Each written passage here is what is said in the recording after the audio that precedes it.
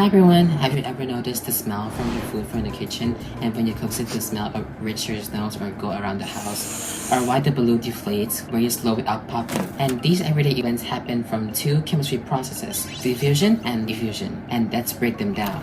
First, let's talk about diffusion. Diffusion is the movement of the particle that moves from the area of higher concentration to the lower concentration until they evenly spread. For example, you have your perfume and you spray it out, boom, boom, and then the smell goes around your room or spreads evenly. And also in science lab, the bromine gas that put in container is spread from the other side to the other side of the bottle. And when a drop of food coloring drops into the glass of water, it spreads evenly and it sinks down. It's gonna evenly mixed. And how does it work?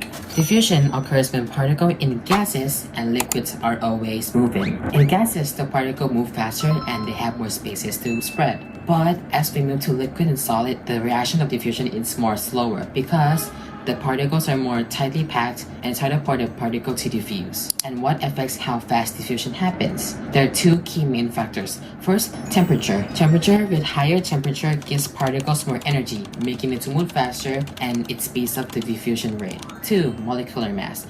Molecular mass can affect the rate of diffusion because a lighter molecule diffuses faster than the heavier ones. For example, hydrogen gas and oxygen gas. Hydrogen gas diffuses more faster than the oxygen because if you see it for the molecular mass of each, these and these, hydrogen are more lighter than oxygen, and that's why the diffusion rate is more quicker. Now let's move on to effusion. Effusion is the process which gas particle passes out of a tiny opening without colliding with each other. For example, think of a balloon with that pinhole, a tiny hole. It goes out from that tiny open hole, and that's effusion. And to understand this, if you want to do some calculations, there is also a formula. So the rate of diffusion is inversely proportional to the square root of the gas molecular mass. The rate of diffusion is equal to 1 over square root of molar mass. This means the lighter gas, which is for example helium, diffuses quicker than oxygen gas or carbon dioxide gases. That's why when we see helium gas and carbon dioxide gas that we blow from our mouth, the helium gas deflates more quickly because the lighter the gas is, the diffusion rate is more quicker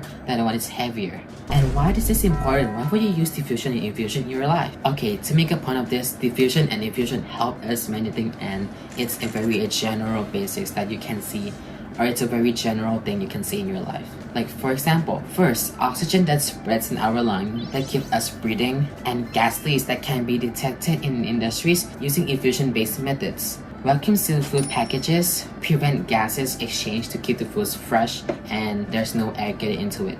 In summary, diffusion and infusion explains how particles move and interact around us. From the air we breathe and the product we use, this is all diffusion and infusion matters.